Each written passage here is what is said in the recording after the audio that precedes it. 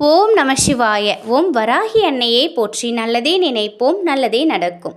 இன்னைக்கு நம்ம பார்க்க போகிற பதிவு நம்முடைய கடன் பிரச்சனை தீர்றதுக்கு ஒரு எளிமையான தாந்திரிக பரிகாரத்தை தான் இன்னைக்கு நம்ம பார்க்க போகிறோம். நிச்சயமாக இந்த 3 பொருட்களையும் ஒன்றா சேர்த்து வைங்க. உங்களுடைய கடன் பிரச்சனை 15 நாட்களில் முற்றிலுமாக விலகும். மகாலட்சுமி வாசம் செய்யக்கூடிய கல்லுப்பை பயன்படுத்தி தான் இந்த பரிகாரத்தை நம்ம பார்க்க போகிறோம்.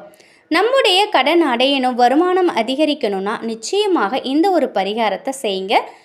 உங்களுக்கு ₹1 கூட கடன் இல்லாத அளவுக்கு உங்களுக்கு ஒரு நல்ல வழியை இந்த பரிகாரம் காட்டி கொடுக்கும். 15 நாட்களில் நல்ல ரிசல்ட் தெரியும். அருமையான பரிகாரம்.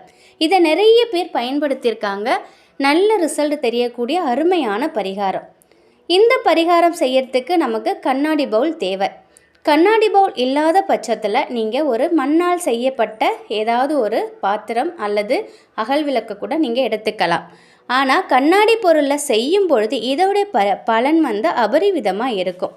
முடிஞ்ச அளவுக்கு கண்ணாடி பொருட்களில் செய்யறதுக்கு பாருங்கள். கண்ணாடி பவுல் முழுவதுமே நீங்கள் கல்லுப்பை நிரப்பணும்.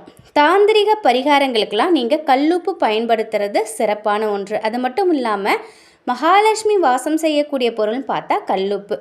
இது எதிர்மறை ஆற்றலாக ஈர்க்கக்கூடியது. அது மட்டும் இல்லாமல் நமக்கு நேர்மறை ஆற்றலை அதிகமாகவே கொடுக்கக்கூடியது கல்லுப்பு.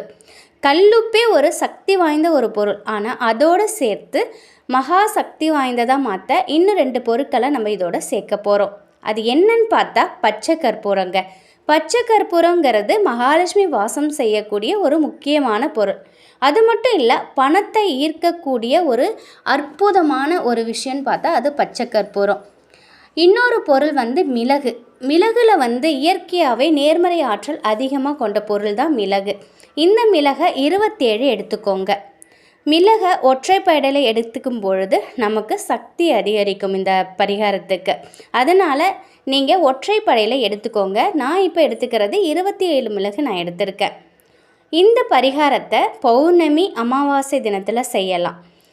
எதுக்காக அப்படின்னாக்கா ஒவ்வொரு 15 நாளுக்கும் நம்ம இந்த உப்பை மாற்றணும். இப்போது நம்ம பௌர்ணமி அமாவாசை கணக்கு வச்சிட்டோம்னா கரெக்டாக இருக்கும் 15 நாள். அப்படி இல்லை அப்படின்னாக்கா நீங்கள் 1ஆம் தேதியிலேருந்து 15ஆம் தேதி வரைக்கும் கூட நீங்கள் கணக்கு வச்சுக்கலாம்.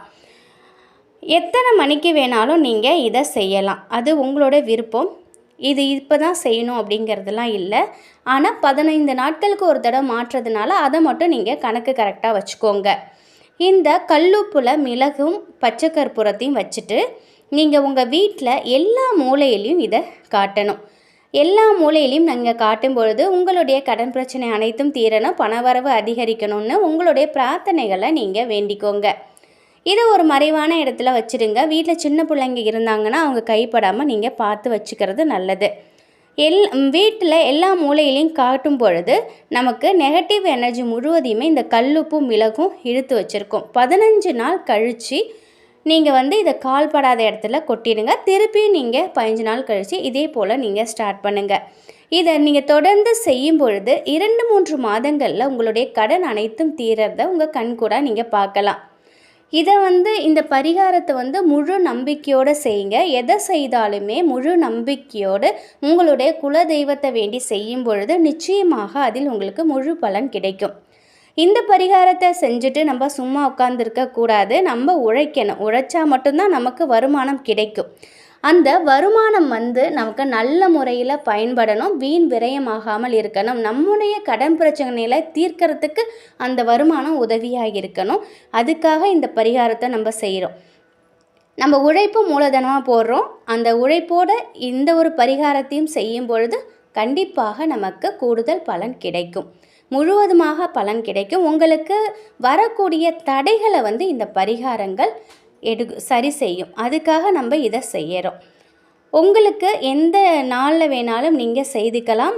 வியாழன் வெள்ளிக்கிழமையில் கூட இந்த பரிகாரத்தை நீங்கள் செய்யலாம். காலை நேரத்தில் நீங்கள் சாமி கும்பிட்டுட்டு இந்த பரிகாரத்தை பிரம்ம முகூர்த்த வேலையில் கூட செய்யும்பொழுது இன்னும் இதோட சக்தி அதிகமாக இருக்கும். அதனால் உங்களுக்கு முடிஞ்சால் நீங்கள் பிரம்ம முகூர்த்தத்தில் கூட நீங்கள் செய்யலாம். அது உங்களுடைய விருப்பம். ஆனால் கணக்கு 15 நாள் கணக்கு. அதை மட்டும் ஞாபகம் வச்சுக்கோங்க. கல்லுப்பு, மிளகு, பச்சை கற்பூரத்தை நீங்கள் போடும் பொழுது உங்களுடைய பிரார்த்தனைகளை நீங்கள் மனசார வேண்டிக்கோங்க, மனசார சொல்லிக்கோங்க. கடன் பிரச்சனை தீர்ந்துருச்சு அப்படின்னா இதை நிறுத்திடலாமா அப்படிங்கிற ஒரு சந்தேகம் உங்களுக்கு வரலாம்.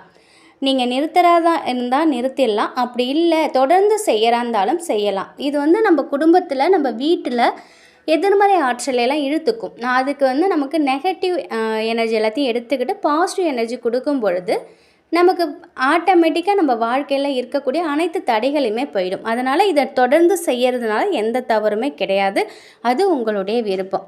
ஆனால் தொடர்ந்து செய்யும் பொழுது நம்ம வீட்டில் இன்னும் செல்வ செழிப்பு, சுபிஷம், வறுமை இல்லாத ஒரு நிலை, பண கஷ்டம் தீரும், பணம் தட்டுப்பாடு நீங்கும், பணக்கட்டுக்கான அனைத்துமே விரைவில் சரியாகும். அதனால் நம்ம எப்பொழுதுமே தொடர்ந்து 15 நாட்களுக்கு ஒரு முறை இதை மாற்றுறதுங்கிறது ரொம்ப விசேஷம், நல்ல ஒரு பலனை நமக்கு கொடுக்கும். அதனால் நீங்கள் 15 நாள் கழித்து மறுபடியும் செய்கிறது நல்லது. நீங்கள் எந்த கிழமை வேணாலும் செய்யுங்களாம். ஆனால் என்னுடைய தாழ்மையான கருத்து என்ன அப்படின்னா, நீங்கள் எந்த கிழமையில் செய்தாலும் பிரம்ம முகூர்த்த வேலையில் செய்யும் பொழுது அதோட பலன் கூடுதலாக இருக்குது. கண்கூட பார்த்த விஷயத்தை நான் உங்கள் கூட ஷேர் பண்ணியிருக்கேன். நிச்சயமாக இந்த தகவல் உங்களுக்கு பயனுள்ளதாக இருக்கும் அப்படின்னு நம்புகிறேன். வராகி அம்மனின் அருளோடு மகாலட்சுமி தாயாரின் கருணையோடும் எப்பொழுதும் உங்கள் வீட்டில் செல்வ செழிப்பும் ஆரோக்கியமும் மகிழ்ச்சியும் நிலைத்திருக்கட்டும். நன்றி.